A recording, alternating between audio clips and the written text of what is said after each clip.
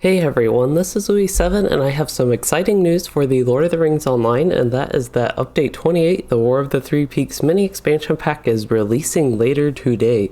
In this video I will be giving the usual breakdown of the patch notes and the details of what we are getting in the update, but before that I must say this is kind of awkward timing because just yesterday I uploaded a video titled Update 28 is very weird, and honestly a lot of that still applies, and in fact, one of the big points in that video was we lack information on Update 28, especially from the Standing Stone Games perspective, and they're the developers of LOTRO.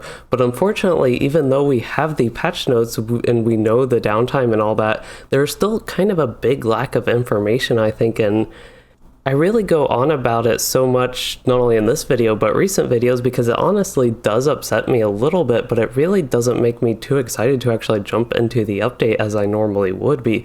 But anyway, I'll digress from that and direct anyone interested to check out my video from yesterday on all that information if you're interested in that. But with this, importantly, we still don't know the different additions for the mini expansion and what they contain other than like the very basic information and guesses from what previous full expansions had.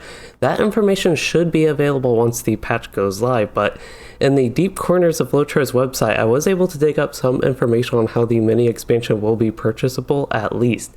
So the LOTRO Market is getting an update to coincide with the War of the Three Peaks launch, where you will be able to purchase it. You basically log in with your game account info, and once you buy the mini expansion on the LOTRO Market website, it will automatically be applied to your account.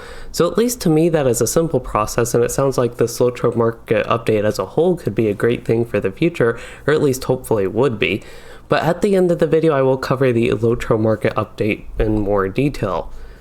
So now that all of that is out of the way, let's finally talk about the actual patch, and the big things, of course, with this is the new mini expansion, the War of the Three Peaks. So this update must be purchased on the LOTRO Market at a later unknown time, likely in a few months. It will be available on the LOTRO store for LOTRO points. But the major things coming in this update include the new zone called Elderslade, which is a region north of the Wells of Langflood, and it leads up to the Gates of Gundabad. There will be a new raid and new 6-man instance and like the usual loot and gear that are associated with that stuff, and then there is a big new feature coming to the game called missions, and in this update we get the Elderslade missions, which involve some of the first steps in the war effort against the orcs who have overtaken Gundabad from the dwarves. We also have a variety of class updates and some item changes and just a few various changes and bug fixes and the such that I'll go through in this video, but for now I'll go ahead and talk about all the changes in the patch notes as usual. So I'm basically going to cover this in the order that they are on the actual release notes, but the first thing we have is the raid, which is called Amdan Damul, the Bloody Threshold. So this is during the final battle of the War of the Three Peaks, and that is going to be the raid. Basically it scales from tiers of 1 to 3, and it looks like tiers 4 and 5 will be available in the future. And then there is a new 6-man instance that can actually be run solo, and I believe maybe even duo, at least that's what it was in the beta. It doesn't actually say in the patch notes here, which is almost a little bit frustrating, but this instance is a 6-man instance, and it's going to be available also from tiers 1 to 3, and tier 4 and 5 will be in the future. And then the next thing we have is the missions. As I mentioned, this is a big feature coming in the update, kind of, to me it seems like the thing that sets it apart from being a regular quest pack and what makes it worthy of being called the mini expansion. But anyway, the missions, you can run them with 1 or 2 people, so maximum size for your group is 2 at those, and it can be run at scales from level 20 to 130, so a lot of low-level players can participate in the new content with the Elderslade missions.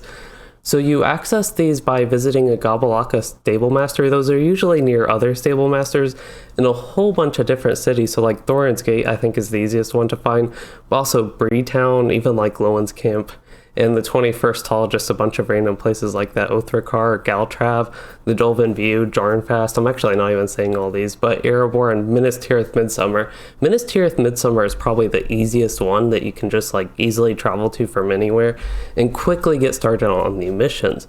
But anyway, that will take you to the War Room in Elderslade, which is where you begin the missions, and from the missions it says it's a great way to earn some leveling loot and more, and it's also just a great thing to do for players to actually level up.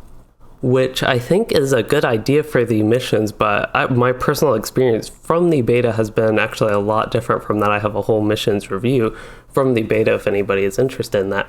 But we can go ahead and move on to the regular notes, which is going to start with the class updates.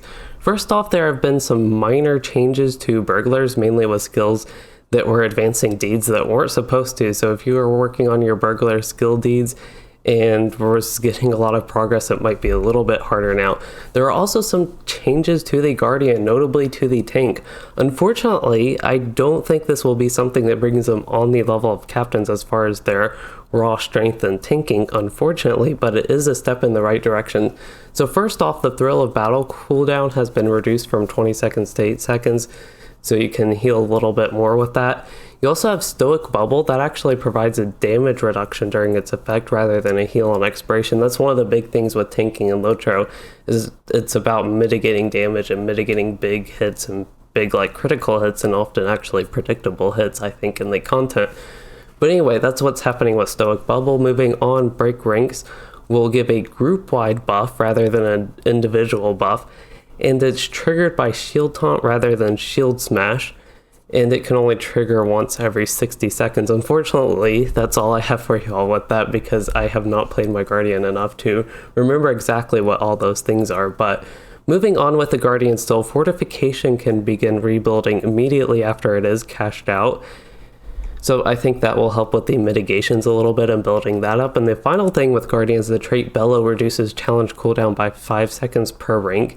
And I think it's the tooltip was the incorrect thing with that, so that has been updated, the tooltip for the Bellow trait.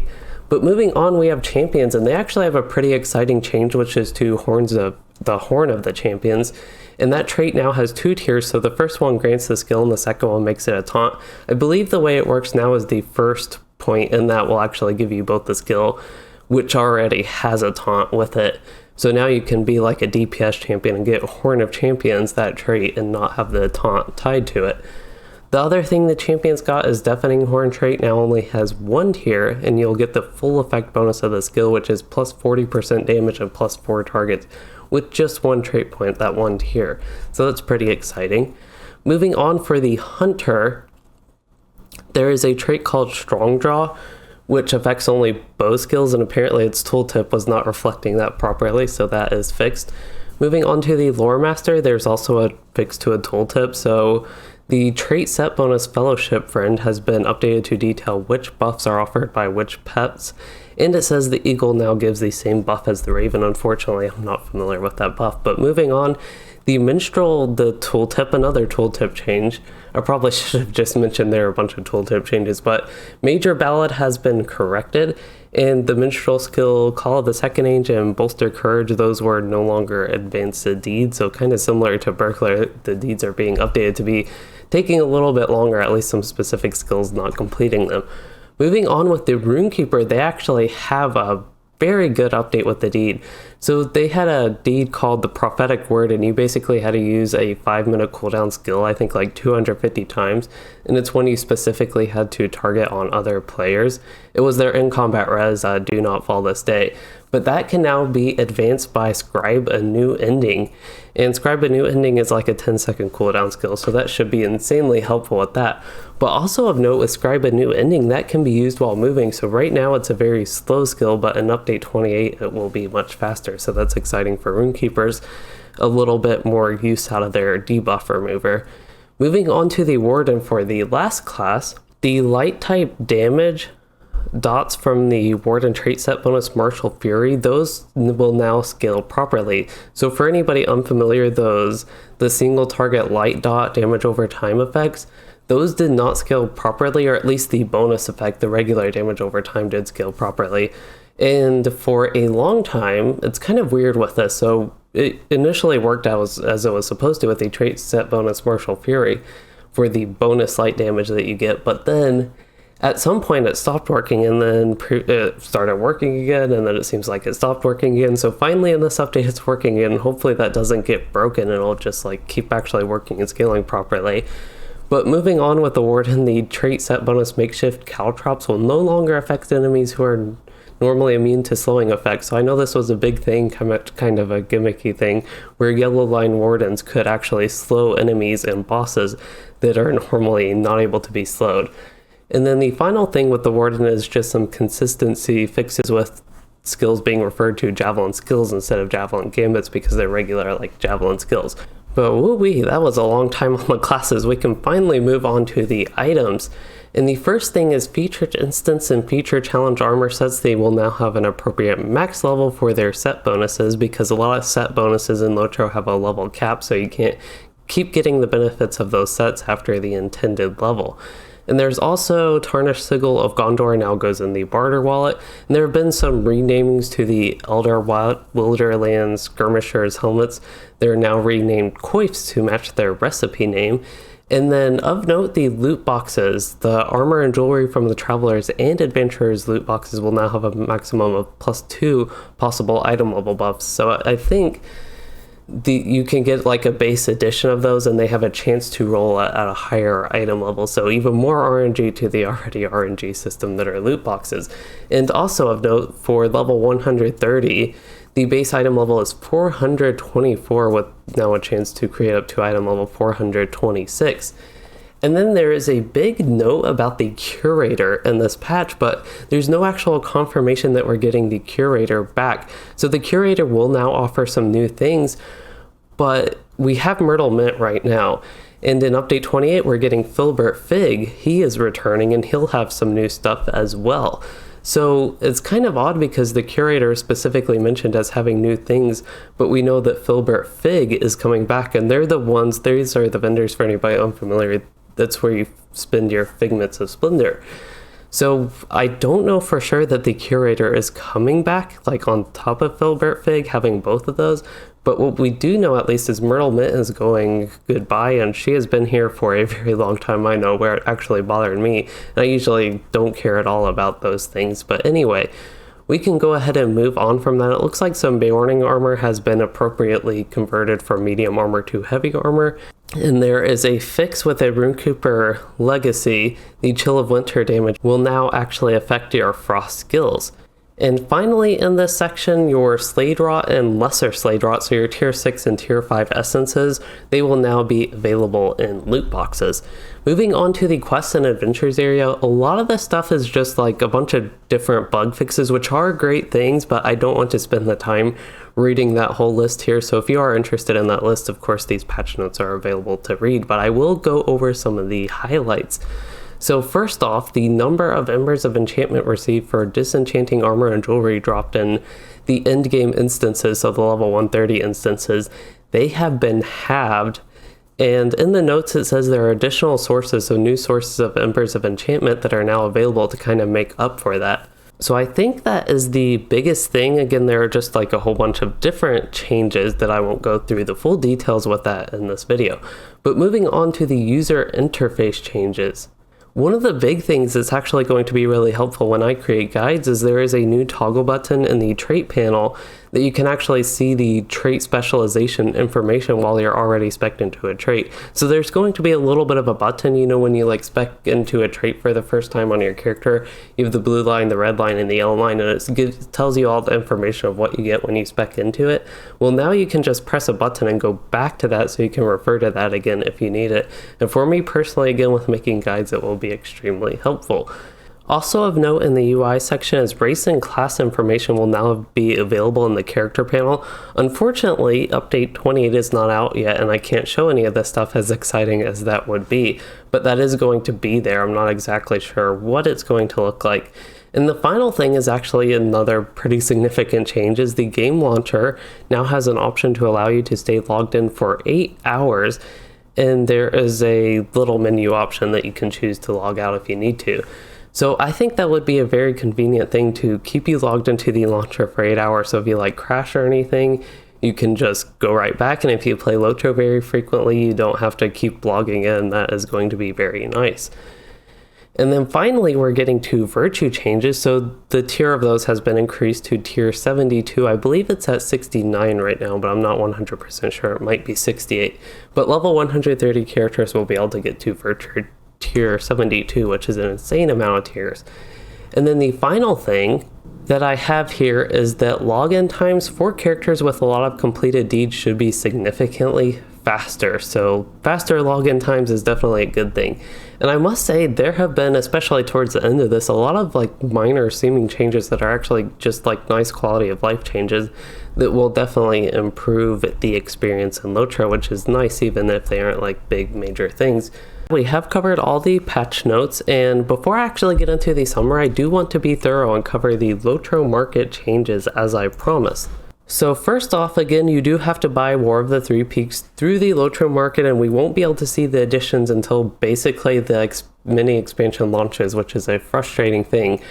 But basically, when you go to the LOTRO Market, you can just select War of the Three Peaks, whatever edition you want, and then you purchase it. You log into your game account, the regular like login info you use to get into the game, and the update will actually be automatically applied to your account. You don't need to redeem a code or anything like I think all the old LOTRO Market stuff you have to do. And it just says if you're logged into the game when you make the purchase, you should probably log back out and back in to receive your stuff. Moving on with the LOTRO Market, it does say that the older expansions and offers in the LOTRO Market will still work as they have in the past, so you like get an email with a code and you have to redeem that in the LOTRO store and all that.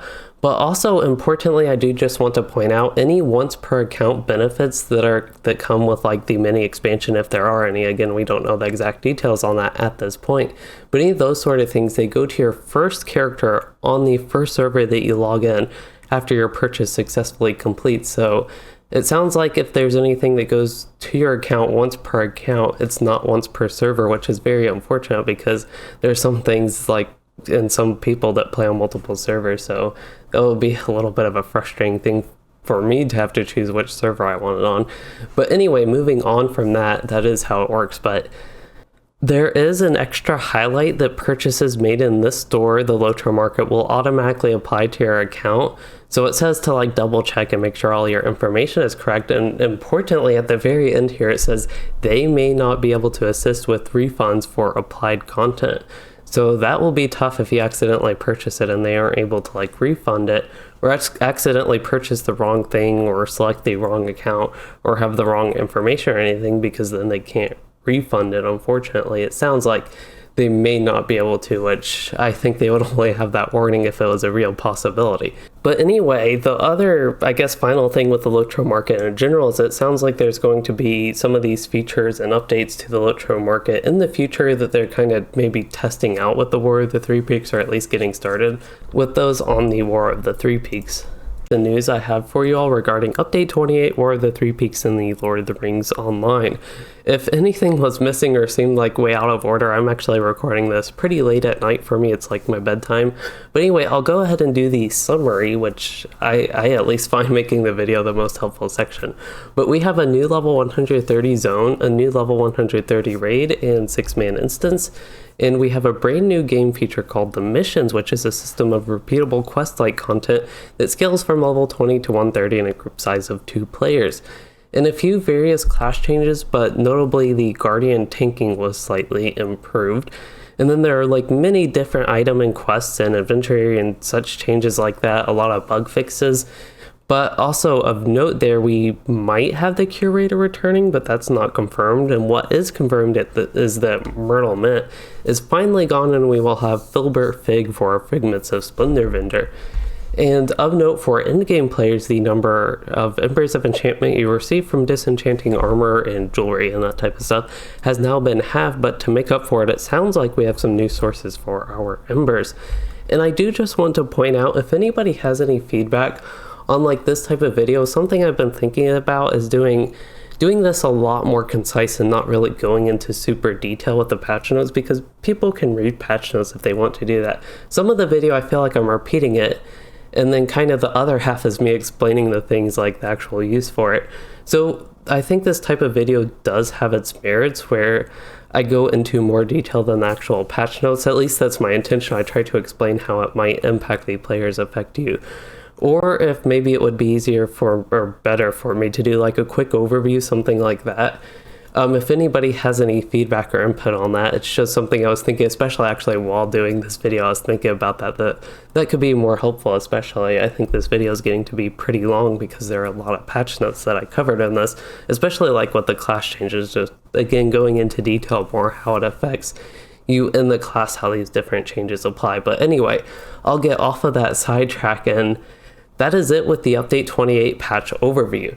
So personally going through this, it did make me more excited than I was before I started the video, but I'm really still feeling kind of frustrated with the circumstances surrounding the update. I really do hope things improve, especially in future updates, because I just should be more excited for a major update like this, but I just can't seem to be excited that way like right now. But having said that, I hope you all can find some excitement for the update, and I hope you all also enjoyed this video. So please do share any input you have, or again the feedback for these videos as I'm getting used to making them again. But if you did enjoy or learn something useful, please consider liking and subscribing for more, or becoming a channel member to support the content, and thanks for watching everyone.